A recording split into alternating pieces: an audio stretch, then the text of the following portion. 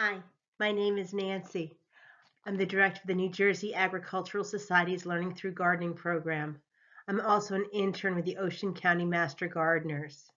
Today I'd like to talk to you a little bit about the spotted lanternfly. The spotted lanternfly is an invasive species that is found across New Jersey.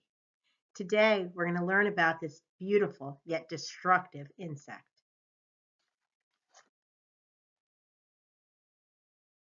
The spotted lanternfly is a plant hopper which is native to the countries of China, India, and Vietnam.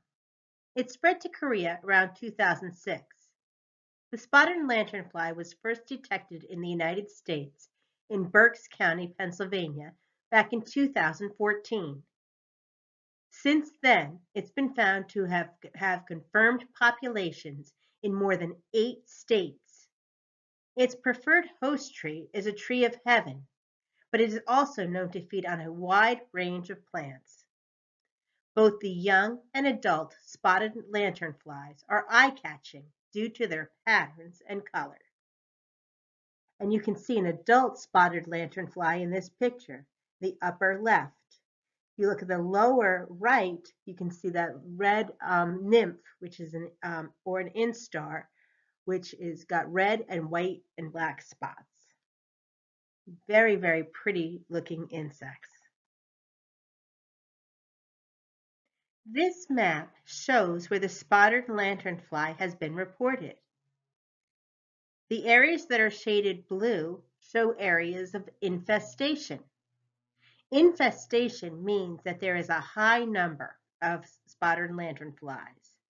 The number is so high that it could cause damage or disease to plants.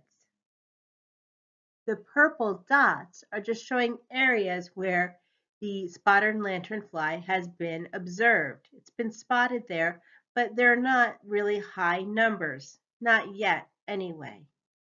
The red lines show areas of quarantine, and that means that there's so many spotted lanternflies there that they have special rules in place for companies who are taking products like stones and boards and things like that out of the area. They have to take special steps inspecting what they're removing so that they're not transporting the spotted lanternfly. One of the things you can't see on this map are roads or highways. And it's very interesting if you know where the roads and highways are, you can understand that all of those blue areas are covering some major roads and is a very highly traveled area. This has helped with the spotted lanternfly in its ability to spread itself around. Inadvertently, people were transporting the spotted lanternfly from Berks County to other places in the United States. This is how an invasive species gets started. The life cycle of the spotted lanternfly looks like this. I'm going to start at the upper left. I'm going to be looking in the summer, usually starting around July. You're going to see the adult spotted lanternfly. In the autumn or the fall season, the adults mate and begin laying eggs. You might start seeing egg groups or casings as early as November. Depending on the weather, adult spotted lanternflies can lay eggs into December if it's warm enough. Egg casings can be found until the nymphs emerge in April or May. And the casings are those flat pieces. If you look at the upper right side, you'll see the pictures of what the casings look like. I've read that they look like mud. When I saw them, they kind of reminded me of, they looked a little bit like a Band-Aid. So then April or early May comes, and the nymphs start to emerge. They go through stages that are called instars. And as they grow and mature, they will finally reach the adult stage in July. And then the life cycle continues. The adults again will lay their eggs for the next round of nymphs to be born the following year.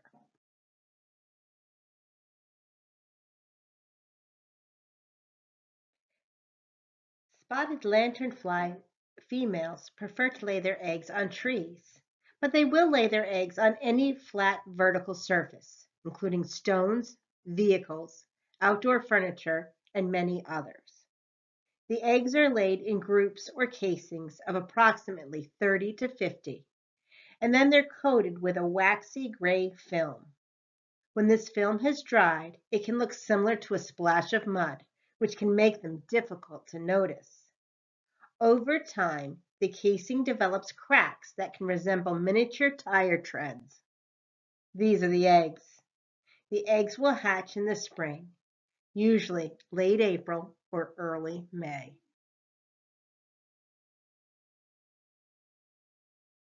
The nymphs are small and are black with white spots when they first hatch. As the nymphs grow and mature, they start to show their red coloring, especially around their head, abdomen, and wing pads. Their legs are black with white spots. One habit that has been observed in the nymphs is a tendency to crawl up the tree in the morning and then back down the tree in the evening. As the nymphs often do this in large groups, it can be very noticeable. The spotted lanternfly adult is about 1 inch in length. The fore wings are grayish-brown with black spots. The hind wings are mainly red with black spots, followed by a white band and a black tip. When the spotted lanternfly is at rest, a hint of the red color can be observed through the forewings, but the color is especially noticeable when it's in flight. The body is mainly black, but the abdomen appears to be mostly yellow with black bands going down its length. Adults can be found as early as July and then will remain active until the onset of winter. When startled, the adult can quickly hop and glide away like a grasshopper. Spotted lanternflies do not bite or sting people. In the late fall, the adults will mate and the female will begin egg laying. Each adult female can lay 10 different egg casings in one season. That means that one female can lay up to 500 eggs for 500 new nymphs the following year. That's a lot. What's so bad about the spotted lanternfly? Well, the spotted lanternfly can infest nurseries and tree farms, and they can decimate, which means destroy fruit-bearing trees and vines, ruining their crops. Their favorite hosts are tree of heaven, walnut trees, and grapevines. But they are known to have killed over 7 different species of plants. And you can see in the upper picture here, there they all are on the grapevines. Some pictures of them feeding, and you can see all of the destruction that they're doing.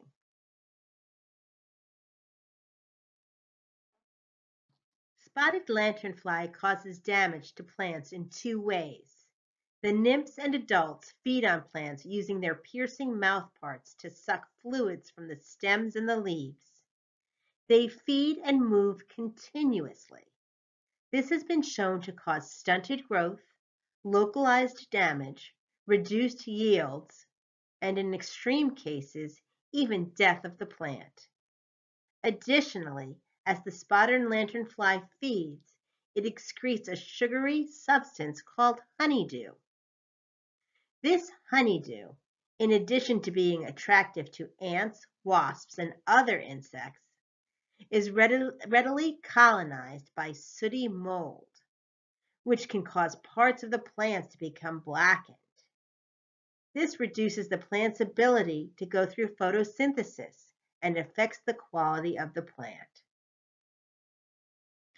That's why the spotted lanternfly is wanted. Dead. We don't want them alive. They do a lot of damage.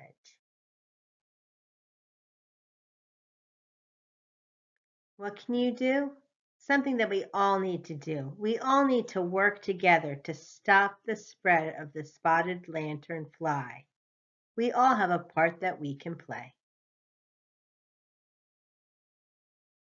During the winter and early spring, be on the lookout for egg masses. And if you find them, you can scrape them off. You can put them in a bag, even double bag them, and throw them away. Or you can put the eggs into alcohol, bleach, or hand sanitizer. That will kill the eggs and be sure that they won't hatch and make new spotted lanternflies. I've even seen people use a credit card or a small piece of plastic to crush the eggs while they're on the branches of the trees. We've got to try to get rid of those egg masses if we can. Also, if you see it, you can report it. You can collect a specimen, and a specimen is a sample. So if you catch a spotted lanternfly, you can collect it and you can turn it in to the New Jersey Department of Agriculture for verification. If you don't want to catch it, you can take a picture of it and you can submit your photograph with your GPS function on to the SLF, that stands for Spotted Lanternfly, Plant Industry at ag.nj.gov. So take a picture, send it in. They want to see them. If you're taking a picture, though, after you take your picture, be sure to step on the nymph or the spotted lanternfly. We don't want it to stay alive. You can also report a site that has an infestation if you see it, and you can call the number 1-833-223-2840. That's 1-833, and those numbers stand for the words bad bugs. So that's something else you can do in case you see them. And the final thing you can do to join the fight against the spotted lanternfly is you can stomp it out. If you see them, you can step on them. You want to kill them. And normally, I don't like killing bugs and insects because sometimes we don't know whether they're good bugs or bad bugs. But the spotted lanternfly is not a good bug at all. It's a bad bug and it's very dangerous for the New Jersey agricultural business in general. So if you want to really help us stomp out the spotted lanternfly. We want to stop it from being able to spread. I'd like to thank you for taking the time to listen and learn about the spotted lanternfly. I hope you're going to join in on the fight against this pesky insect. Help us to obliterate it as much as we can. I'd like to thank the Pennsylvania State University and the University of Maryland, whose websites and research really provided me with a lot of information that I shared with you today. If you have any questions, you can contact me at the New Jersey Agricultural Society. And I'm just reminding you to always give plants a chance.